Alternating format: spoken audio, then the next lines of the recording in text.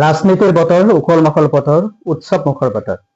ৰাজনীতিৰ এই যি ভোটৰ অধিকাৰ, প্ৰত্যেকৰে মৌলিক অধিকাৰ, আৰু এই মৌলিক অধিকাৰ সাব্যস্ত কৰিবলৈ এতিয়া ভোটাৰসকলেও হৈ পৰিছে উৎসাহিত, উৎফুল্লিত, আনন্দিত। আৰু মাত্ৰ 2টা দিন বাকী। 9 তাৰিখ সকলোৱে নিজৰ ভোটদানৰ অধিকাৰ সাব্যস্ত কৰিব, আৰু এই ভোটদানৰ অধিকাৰেৰে নিজক এগৰাকী ভাৰতীয় নাগৰিক, অসমৰ নাগৰিক বুলি তেওঁলোকে নিজক প্ৰতিপন্ন কৰিব, প্ৰমাণিত কৰিব। তেনে এক ক্ষেত্ৰত এখন ৰাজনৈতিক যুঁজ, উৎসৱৰ মাজতে প্ৰতিদ্বন্দ্বিতা, আৰু প্ৰতিদ্বন্দ্বিতাত কোনোবাই জিকিব, কোনোবাই হাৰিব, হাৰা জিকা থাকিবই। তাৰ মাজতে উঠি অহা প্ৰজন্মই আমাৰ দেশৰ ভৱিষ্যত বুলি কোৱা কথাষাৰক প্ৰতিপন্ন কৰিবলৈ বৰ্তমান সময়ত কিন্তু উঠি অহা প্ৰজন্ম, অৰ্থাৎ নৱ প্ৰজন্ম, যাক আমি জেন জি বুলি কওঁ, তেওঁলোকে ওলাই আহিছে আৰু নিজৰ সাহসিকতাৰে তেখেতসকলে এই প্ৰতিদ্বন্দ্বিতাত অংশগ্ৰহণ কৰিছে। বিটিআৰৰ ইলেকশ্যনত তেনেধৰণৰ এটা অভূতপূৰ্ব আমি ৰূপ দেখিবলৈ পাইছো। এইবেলিও কিন্তু যি MLA ইলেকশ্যন হ'বলৈ গৈ আছে, বিধানসভা সমষ্টিৰ প্ৰতিখন সমষ্টিৰ প্ৰতিগৰাকী প্ৰাৰ্থীৰ মনৰ যিটো আৱেগ, যিটো অনুভূতি, তাক লৈ তেওঁলোকৰ কিছুমান নীতি নিয়ম নিৰ্দেশনা মানি লৈ কিছুমান আঁচনি পৰিপূৰ্ণ কৰিবৰ কাৰণে নিজৰ ভাৱ অনুভৱে তেওঁলোকে ওলাই আহিছে। তেনেতে পদক্ষেপত আমি উপস্থিত হৈছো, আৰু মাত্ৰ 2টা দিন বাকী। প্ৰত্যেকগৰাকী নাগৰিকে নিজৰ মৌলিক অধিকাৰ সাব্যস্ত কৰিব। তাৰ প্ৰাক্ষণত আহক আমি আজি আলোচনা কৰিবলৈ ওলাইছো প্ৰাৰ্থীৰ মনৰ কথা। আমাৰ মাজত এগৰাকী উঠি অহা প্ৰজন্মৰ এগৰাকী প্ৰতিনিধি, এটি সাহসী কণ্ঠ, ছাত্ৰ নেতাৰ পৰা আহি এতিয়া ৰাজনৈতিক পথাৰত খুব সাহসিকতাৰে আৰু স্পষ্ট ভাষাৰে নিজৰ মনৰ কথাবোৰ, অনুভৱবোৰ, আৰু যিখিনি পৰিৱৰ্তন আমি কৰিব লাগে, যি পৰিৱৰ্তনৰ যোগেদি আমাৰ এটা উন্নয়নশীল আমি এখন সমাজ ব্যৱস্থা আৰু জীৱন কৰিব পাৰো, তাৰ কাৰণে সুদৃঢ় মনেৰে আগবাঢ়ি আহিছে। আমি স্বাগতম জনাইছো প্ৰাৰ্থীৰ মনৰ কথাৰ এই অনুষ্ঠানটোলৈকে। JNK নিউজৰ এটা বিশেষ অনুষ্ঠান, প্ৰাৰ্থীৰ মনৰ কথা। এগৰাকী প্ৰাৰ্থী হিচাপে প্ৰভাত দাস পানিকা কেনেদৰে ৰাজনীতিৰ ক্ষেত্ৰত? এগৰাকী প্ৰাৰ্থী হিচাপে মই ৰাইজৰ সমষ্টিটোৰ ৰাইজৰ যিবিলাক তেওঁলোকৰ প্ৰকৃত ইচ্ছু, জাতি, বৰ্ণ, ধৰ্ম, ভাষা নিৰ্বিশেষে সকলো মানুহৰ যিটো ইচ্ছু, যিবোৰ সমস্যা, সেই সমস্যাবোৰক উত্থাপন কৰি মই প্ৰাৰ্থী হিচাপে ৰাইজৰ সন্মুখলৈ আহিবলৈ আপুনি সমস্যা কৰিছে, যিবোৰ আমাৰ সমাজ জীৱনৰ, আমাৰ জাতীয় জীৱনৰ, আমাৰ ব্যক্তিগত জীৱনৰ প্ৰধান সমস্যা, প্ৰধান বিষয়, শিক্ষা, স্বাস্থ্য, কৃষি, শ্ৰমিকৰ শ্ৰম, যোগাযোগ, যাতায়াত, আপোনাৰ পৰিৱেশ। শিক্ষাৰ পৰিৱৰ্তনৰ কোনটো দিশক পৰিৱৰ্তন কৰিব লাগে বুলি আপুনি বিবেচনা কৰে? মই ভাবো শিক্ষা ব্যৱস্থাত আমূল পৰিৱৰ্তনৰ প্ৰয়োজন আছে। যেনে আজিও আমাৰ শিক্ষা ব্যৱস্থাত শিক্ষক আৰু ছাত্ৰৰ অনুপাতে যিটো আমি মানি চলিব লাগে নিৰ্দেশনা, সেইটো মানি নচলো, আমাৰ দেশত নচলে। মোৰ গাঁওখনৰ বিদ্যালয়খনত, প্ৰাথমিক বিদ্যালয়খনত শিক্ষক নাই। গোটেই সমষ্টিটোত তেনেকুৱা বহু বিদ্যালয় আছে য'ত উপযুক্ত পৰিমাণৰ শিক্ষক নাই, সংখ্যাটো কম। শিক্ষা ব্যৱস্থাত আমূল পৰিৱৰ্তন প্ৰয়োজন আছে। আমূল পৰিৱৰ্তন মানে একেবাৰে শিপাৰ পৰা আৰম্ভ কৰি গছডালৰ পাতলৈকে গোটেই বস্তুত পৰিৱৰ্তনৰ প্ৰয়োজনীয়তা আছে বুলি মই অনুভৱ কৰোঁ। আপুনি যদি প্ৰাৰ্থী হৈ জিকি আহে, শিক্ষাৰ ক্ষেত্ৰটোত কোনটো পৰিৱৰ্তনক প্ৰথমতে গুৰুত্ব দিব? মই যদি প্ৰাৰ্থী হৈ জিকি আহোঁ, মই ভাবো প্ৰথম কথা হ'ব, যিখিনি বিদ্যালয় আমাৰ আছে সমষ্টিটোত, সেই বিদ্যালয়খিনিত উপযুক্ত পৰিমাণত সংখ্যাত শিক্ষক নিযুক্তি হ'ব লাগে। শিক্ষক নিযুক্তিৰ ক্ষেত্ৰত আপুনি প্ৰথমতে ভূমিকা ল'ব। 2জন শিক্ষক আছে, ক'ৰবাত এজন শিক্ষক আছে। ক্লাছ কৰিব লাগে দিনটো, যি LP স্কুলৰ কথা কৈছো মই। প্ৰথমতে কমেও 25টা ক্লাছ হ'ব লাগে, 5টা, প্ৰথম, দ্বিতীয়, তৃতীয়, চতুৰ্থ, পঞ্চম, 5টা শ্ৰেণীত। আমি যদি 5টা বিষয় ধৰো, 5 গুণ 25 গৰাকী শিক্ষক লাগে। 6টা বিষয়ৰ ক্লাছ হ'ব লাগিলে 30টা ক্লাছ হ'ব লাগিব। গতিকে সেই শিক্ষকখিনি নিযুক্তি পাব লাগে। আপুনি ইয়াৰ আগতেও শিক্ষকতাও কৰিছে, এতিয়াও কৰি আছিলে, কিন্তু এতিয়া আপুনি ইলেকশ্যনৰ কাৰণে স্থগিত কৰিছে, বা আপুনি টিউচনো কৰায়।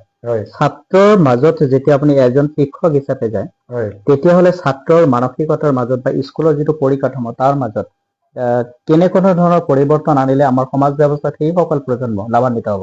আমাৰ শিক্ষা ব্যৱস্থাত মই বিজ্ঞানসন্মত পদক্ষেপবিলাকৰ অভাৱ দেখা পাইছো। যেনে যেনে আজি ধৰি লওক 2026 চন একবিংশ শতিকা এই শতিকাত মানুহে বিজ্ঞানৰ একেবাৰে বহু শীৰ্ষলৈকে উন্নতি কৰিছে মানুহ মহাকাশলৈ গৈছে এআই ব্যৱহাৰ কৰি আছে ইণ্টাৰনেট ব্যৱহাৰ কৰি আছে তেনে সময়ত আমাৰ বিদ্যালয়সমূহত এতিয়াও বিজ্ঞানক বেছি গুৰুত্ব নিদিয়াকৈ শিক্ষা ব্যৱস্থা কৰা হৈছে বিজ্ঞানৰ যুগ আৰু যিকোনো দেশেই টেকনলজি আৰু বিজ্ঞান এই দুটা বস্তুত যদি গুৰুত্ব সহকাৰে আগবাঢ়ি নাযায় তেতিয়াহ'লে আমি সেই দেশখন আগবঢ়াই নিব নোৱাৰো তাৰ কাৰণে উপযুক্ত শিক্ষাও লাগিব উপযুক্ত শিক্ষা লাগিব আৰু শিক্ষা ব্যৱস্থাত একেবাৰে তৃণমূল পৰ্যায়ৰ পৰা বিজ্ঞানৰ ওপৰত গুৰুত্ব দি বিজ্ঞানসন্মত চিন্তাধাৰাৰ ওপৰত গুৰুত্ব দি আমি কাম কৰিব লাগিব শিক্ষাৰ ক্ষেত্ৰত বিজ্ঞানসন্মত শিক্ষা হ'ব গুণগত মানদণ্ডৰে শিক্ষা হ'ব আৰু গুণগত জীৱন গঢ়ি উঠিবৰ কাৰণে শিক্ষা ব্যৱস্থাত উচ্চ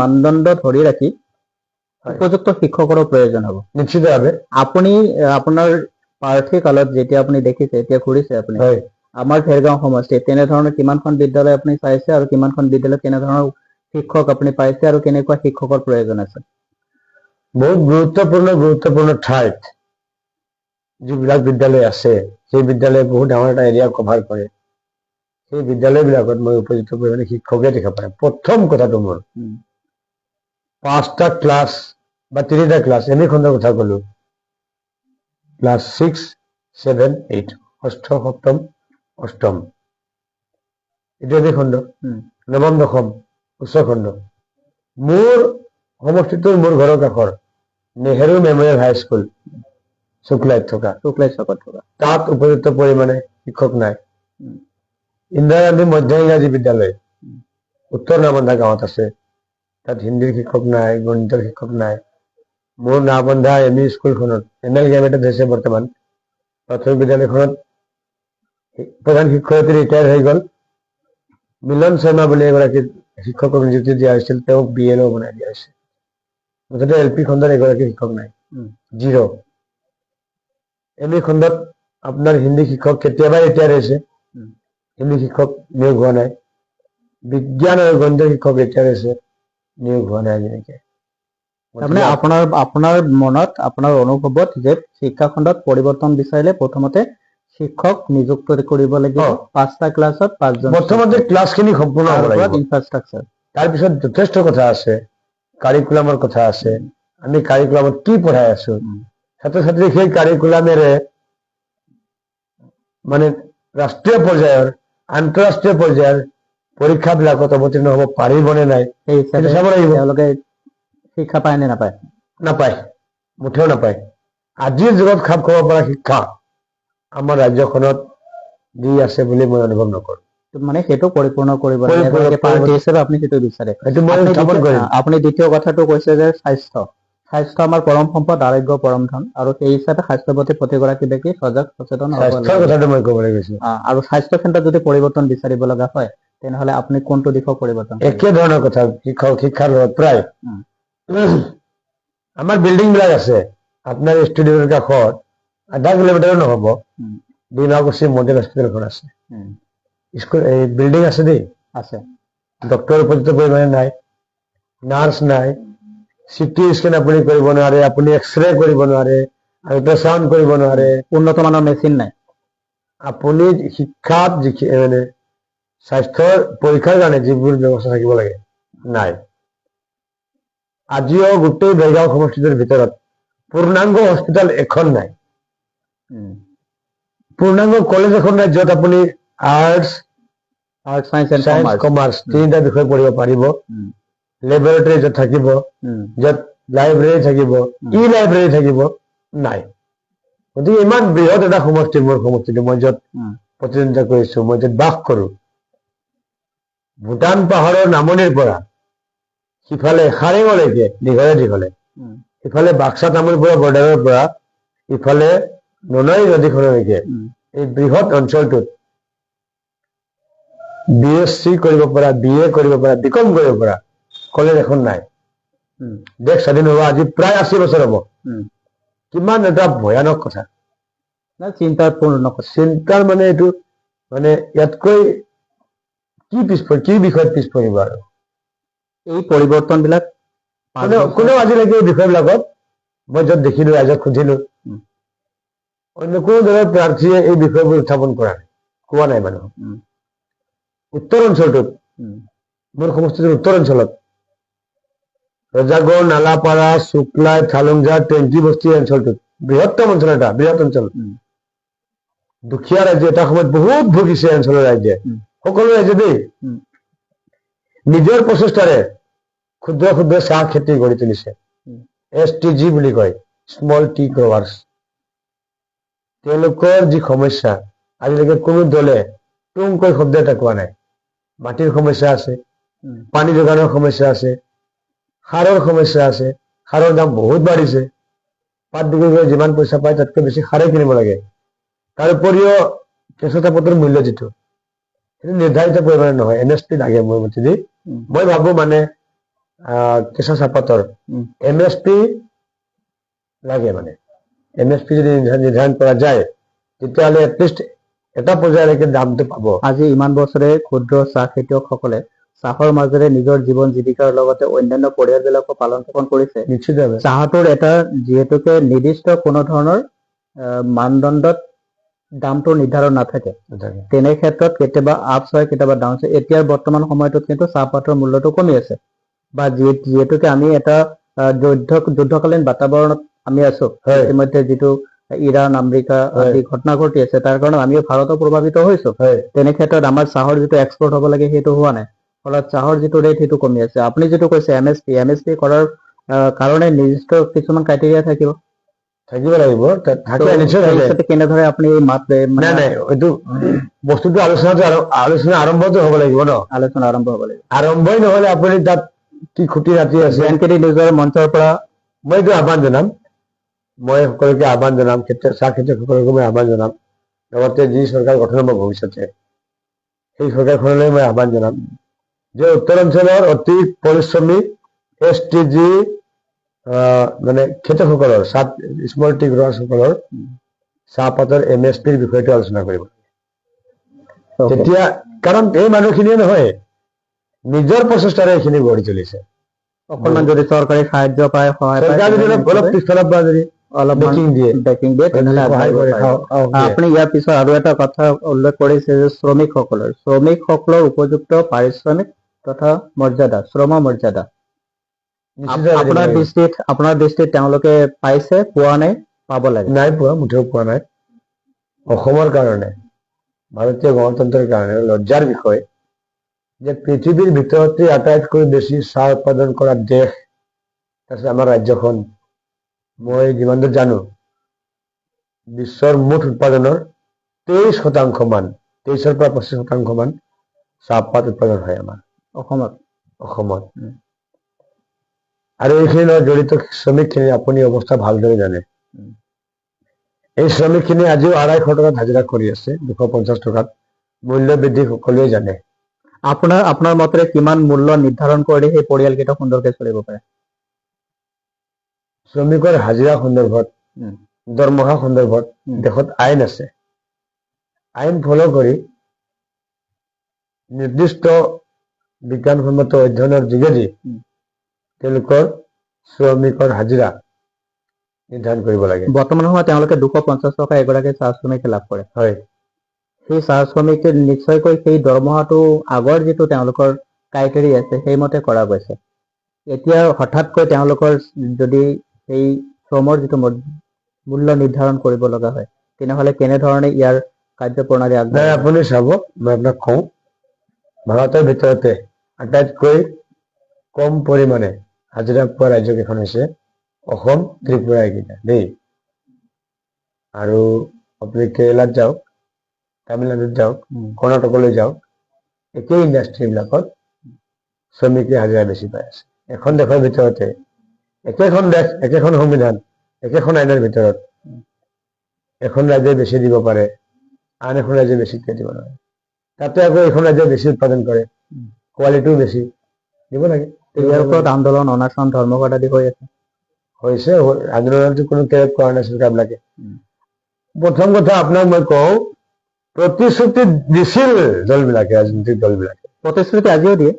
প্ৰতিশ্ৰুতি দিছিল যে আমি চাহ শ্ৰমিকৰ দৈনিক মজুৰি বৃদ্ধি কৰিম, কিন্তু নকৰিলে। প্ৰতিশ্ৰুতি দিয়া মানে কি আপোনাৰ দায়বদ্ধতা আছে, ৰেছপনচিবিলিটি আপোনাৰ আছে। আপুনি কৰিম বুলি কৈছে, ভোট লৈছে, আপুনি কৰিব লাগে। এতিয়া নকৰি ফেলে যদি আপুনি বাহানা বনায় তেতিয়াহ'লেতো এইটো সাংঘাতিক কথা। প্ৰবন চান তাকে কয়। আচ্ছা, আৰু এটা লক্ষণীয় দিশ কৈছে যে প্ৰভাত দাস পানিকা এগৰাকী আদিবাসী জনপ্ৰতিনিধি, আদিবাসী মূলৰ জনপ্ৰতিনিধি, আৰু এজন জনপ্ৰতিনিধি হৈ আজি ভোট বিচাৰি আহিছে। এই যিখিনি আমাৰ আদিবাসী ভেৰগাঁও সমষ্টিৰ যিখিনি ভোটাৰ আছে, তেওঁলোকৰ ভোটেৰে প্ৰভাত দাস পানিকা জিকিব পাৰিবনে?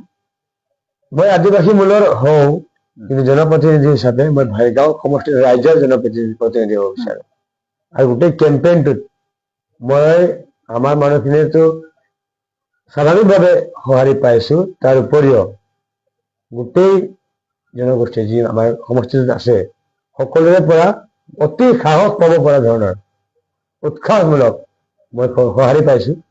মোৰ লগত যিখিনি ল'ৰা ফুৰি আছে, আজি ঘূৰি আছে, মহিলাসকল ঘূৰিছে, বেছিভাগ 70%, 80% আদিবাসী জনগোষ্ঠীৰ নহয়, মানে চাহ বাগিচা শ্ৰমিকৰ পৰা অহা ল'ৰা নহয়। গোৰ্খা, বঙালী সম্প্ৰদায়ৰ, মুছলমান, ৰাভা, বড়ো, মানে জাতি বৰ্ণ বৰ্গ নিৰ্বিশেষে সকলোৱে আহিছে। প্ৰতিটো সম্প্ৰদায়ৰ পৰা আপুনি সমৰ্থন লাভ কৰিছে। আপোনাৰ মনে কি কয় এই মুহূৰ্তত প্ৰভাত দাস পানিকা এই যিখন প্ৰতিদ্বন্দ্বিতা চলি আছে এই মুহূৰ্তত, আৰু 9 তাৰিখলৈকে এটা প্ৰতিদ্বন্দ্বিতা চলিব আৰু 4 তাৰিখলৈকে মানুহৰ অধীৰ অপেক্ষাৰ অন্ত পৰিব, তেনে ক্ষেত্ৰত প্ৰভাত দাস পানিকাৰ মনটো এই মুহূৰ্তত কি কৰি আছে?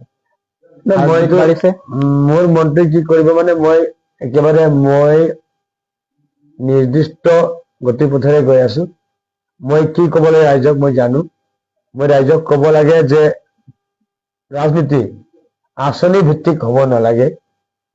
1250 টকাৰ আঁচনি, 9000 টকাৰ আঁচনি 5 বছৰৰ মূৰত, সেইবিলাকেৰে আমি আচল উন্নয়নৰ ফালে যাব নোৱাৰো। আপোনাৰ মতে মই এইটো কৈছো, মোৰ নিৰ্দিষ্ট কথা, মই একেবাৰে সংকল্পবদ্ধ হৈ লৈছো। মই ফ'কাছ, মই জানো ক'ত কৰিব লাগে, সেইখিনিতে মই ফ'কাছ কৰিছো। মই এনেকুৱা এখন সভা কৰা নাই য'ত মোক ভোট দিয়ক বুলি মই কৈছো, এনেকুৱা মই কোৱাই নাই। মই কৈছো যিবোৰ বিষয় আপোনালোকৰ সন্মুখত মই কলো, এই বিষয়বিলাকত ৰাজনীতি হ'ব লাগে নে নাই? ৰাইজে কৈছে লাগে। আপোনালোকে মোক ভোট দিয়াৰ আগতে 9 তাৰিখলৈকে আপোনালোকৰ হাতত সময় আছে। আপোনালোকে মোৰ বিষয়ে জানক, মোৰ বিষয়ে সোধক, মোক অধ্যয়ন কৰক। তাৰপিছত যদি আপোনালোকক বিশ্বাস হয় যে ল'ৰাজন ভাল, ল'ৰাজনে কাম কৰিব পাৰিব, আস্থা ৰাখিব পাৰি বুলি যদি বিশ্বাস হয়, তেতিয়াহে মোক ভোট দিব বুলি মই ৰাইজক কৈছো।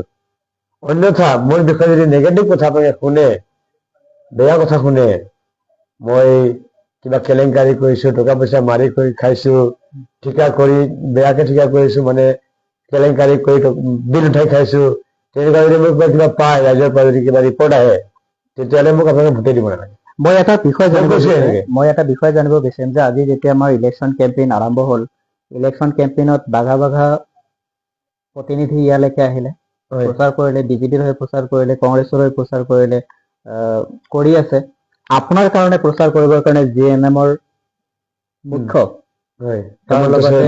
ঝাৰখণ্ডৰ চিফ মিনিষ্টাৰ আপোনাৰ লগত প্ৰচাৰ কৰিবলৈ আহিলে, আপোনাৰ প্ৰচাৰ সভাত তেখেতে অংশগ্ৰহণ কৰিলে, তেখেতৰ উপস্থিতিত আপুনি কি অনুভৱ কৰে? এতিয়া যথেষ্ট উৎসাহিত হৈছো, কাৰণ হেমন্ত সোৰেন মহাশয় আৰু কল্পনা সোৰেন মহাশয়া দুয়োগৰাকী ভাৰতৰ ৰাজনীতিৰ সংগ্ৰামী সত্তা।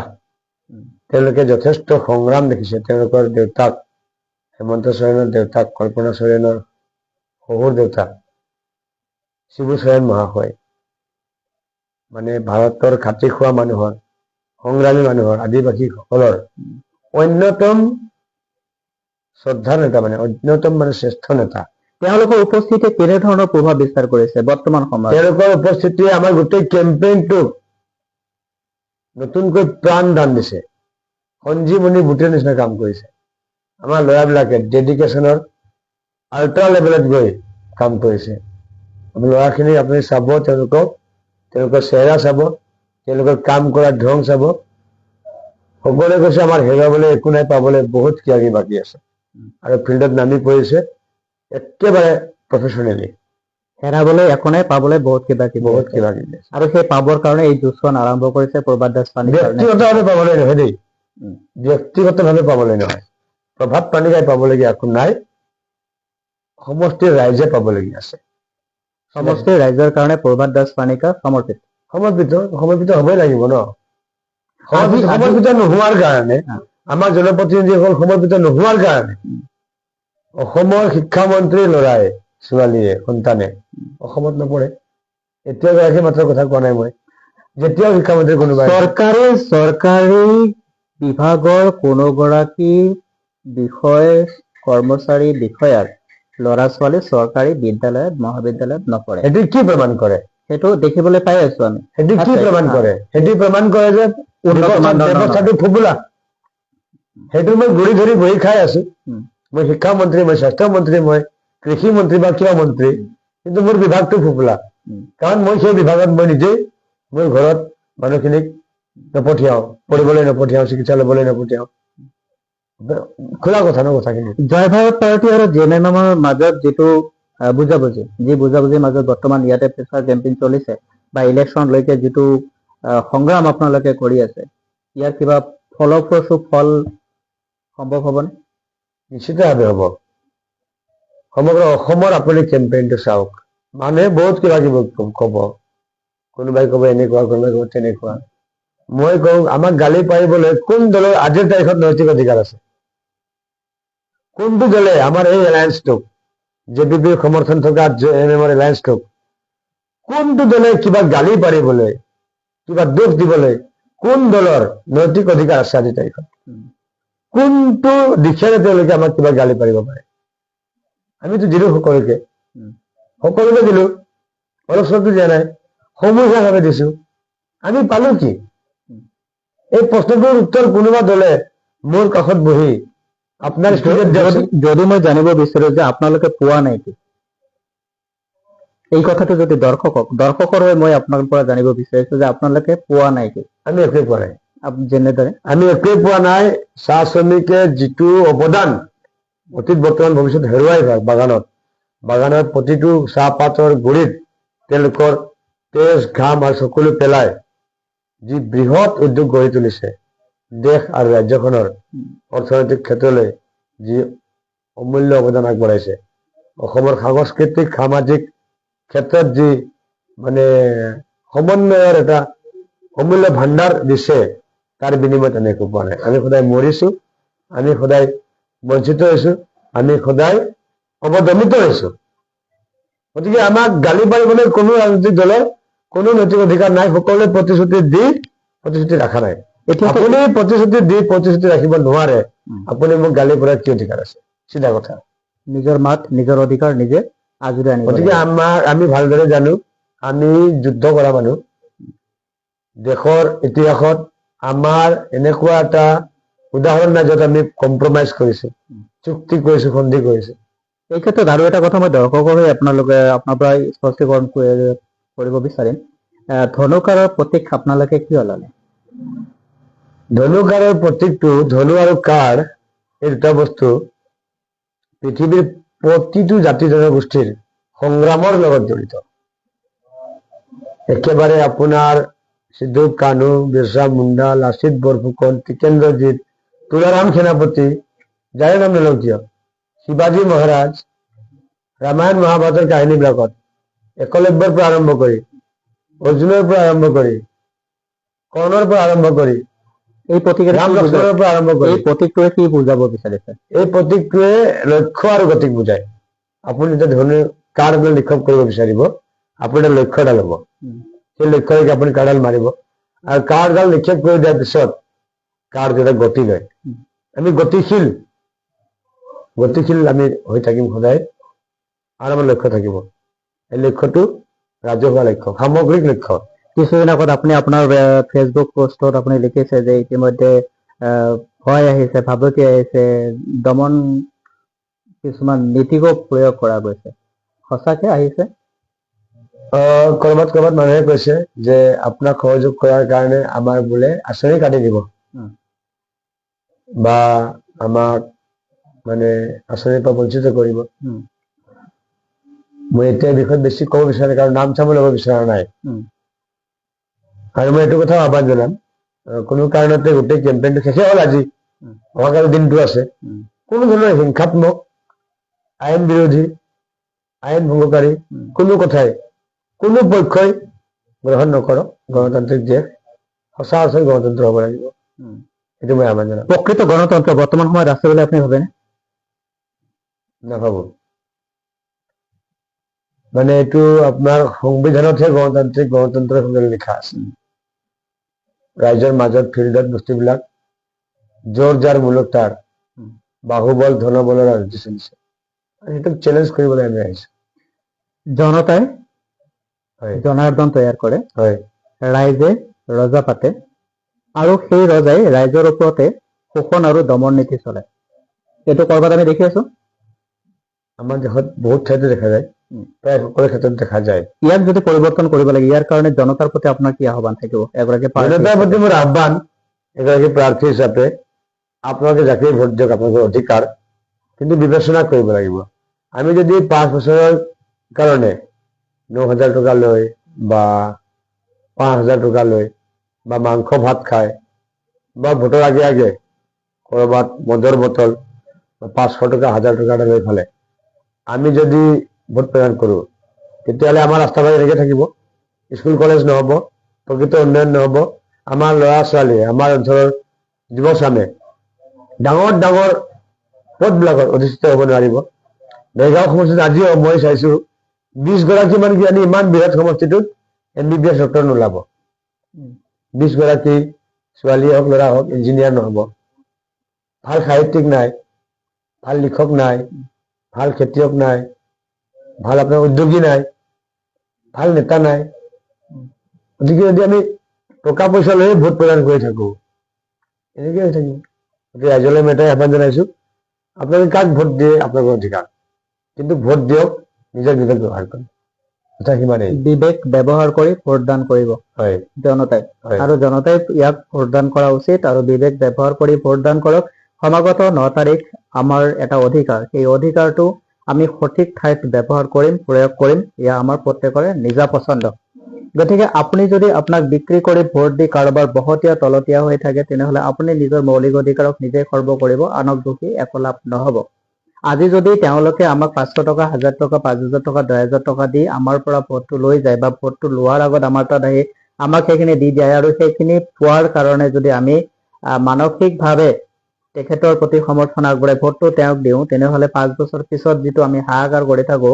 যে মই একো নাপালো বুলি সেই হাহাকাৰৰ কোনো অৰ্থ নাথাকিব গতিকে আজিৰ JNKT নিজৰ এটা বিশেষ আলোচনা সেয়া হৈছে প্ৰাৰ্থীৰ মনৰ কথা তো আজি আমাৰ লগত জয় ভাৰত পাৰ্টিৰ প্ৰাৰ্থী প্ৰবাদ দাস পানিকা ছাত্ৰ নেতা এগৰাকী শিক্ষক তাৰ পৰা ওলাই আহি ৰাজনীতিৰ ক্ষেত্ৰখনত এগৰাকী জনতাৰ প্ৰতিনিধি হৈ সংগ্ৰাম চলিছে আৰু এই সংগ্ৰাম দুৰন্ত আৰু বৰ্তমান সময়তেও এই সংগ্ৰাম অব্যাহত মাত্ৰ 2টা দিন বাকী 2টা দিন পিছতেই নিৰ্ণায়ক এটি আমি সিদ্ধান্ত পাম সেয়া হ'ব জয় আৰু পৰাজয়ৰ আমি আশা কৰো যি গৰাকী প্ৰাৰ্থীয়ে জিকক তেওঁ যেন জনতাৰ কল্যাণৰ কাৰণে সমাজৰ কল্যাণৰ কাৰণে সাহিত্য ভাষা শিল্প কলা সমাজ সংস্কৃতি স্বাস্থ্যৰ সৰ্বাংগীন কল্যাণ আৰু মংগলৰ আঁচনিলৈ তেওঁলোকে কাম কৰক আঁচনি দি কাৰোবাৰ কৰ্মক্ষমতাক যেন নষ্ট কৰা নহয়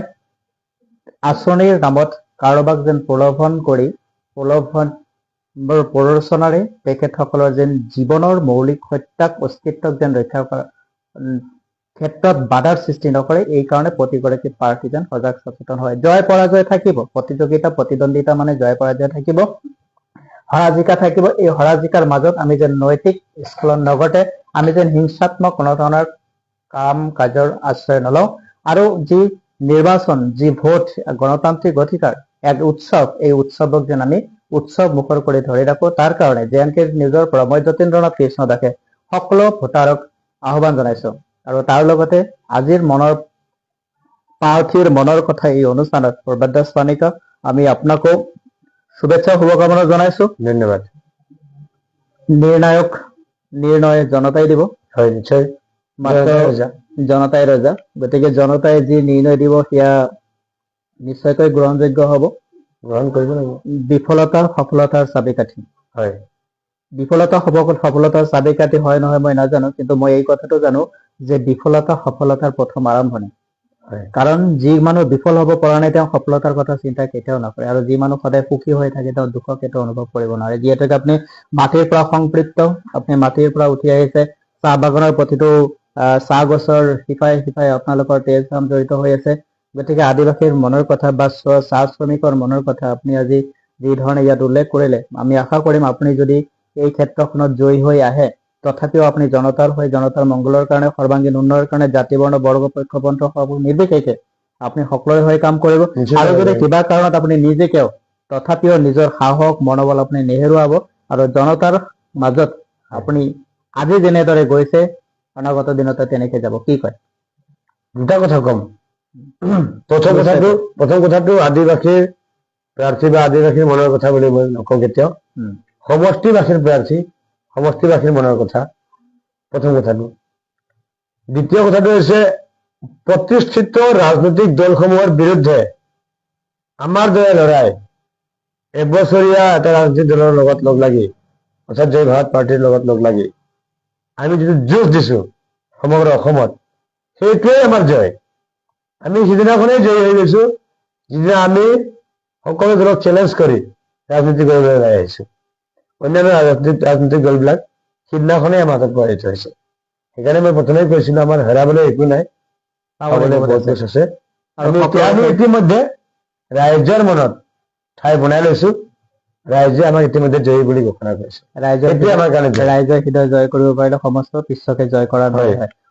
সকলোৰে শেষত আপুনি আমাৰ ৰাইজলৈ আমাৰ যিসকল প্ৰাৰ্থী এই প্ৰতিদ্বন্দ্বিতাত অংশগ্ৰহণ কৰিছে, যিসকলে মনোনীত প্ৰাৰ্থী হিচাপে তেওঁলোকৰ প্ৰত্যেকৰে মনত এটা আশা থাকে, সকলোলৈকে আপুনি কি অনুৰোধ জনাব 9 তাৰিখৰ ইলেকশ্যন বুথলৈ? ইতিমধ্যে মই কৈছোৱেই, সকলোৱে বিবেক বিবেচনা কৰি ভোট প্ৰদান কৰক।